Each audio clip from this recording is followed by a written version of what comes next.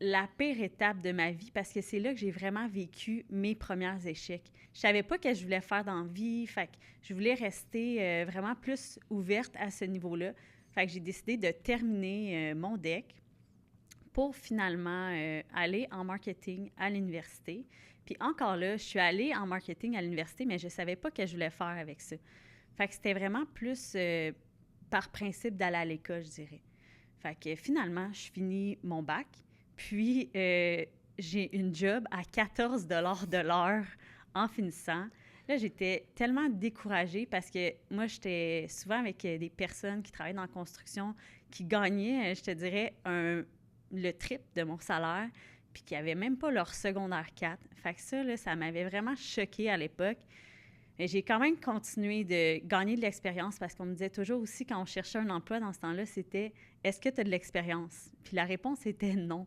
Donc, j'ai acheté mon expérience, puis finalement, je me suis trouvé une job dans une agence que j'ai vraiment beaucoup appris. J'ai fait de la publicité surtout. J'ai vraiment tout appris dans le marketing. J'ai appris à faire du code, j'ai appris à faire des réseaux sociaux, de la pub.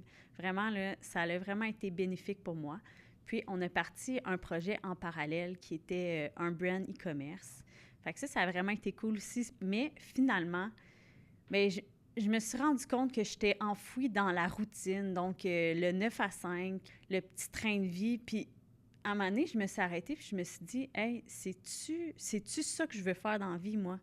Tu sais, comme travailler pour quelqu'un, pas savoir pourquoi, tu sais, juste continuer dans cette roue-là sans jamais me poser la question si c'est vraiment... Tu sais, la petite fille là, est-ce qu'elle est fière d'être devenue dans ce rôle-là? Fait que je pense que je m'étais oubliée. Puis c'est là que j'ai commencé à en parler avec Sarah. Puis Sarah, elle, qui a tellement de courage, de guts, qui a parti son agence. Puis là, elle me parlait qu'elle faisait du SMS marketing, mais j'étais comme, hey, moi, j'ai de l'expérience là-dedans.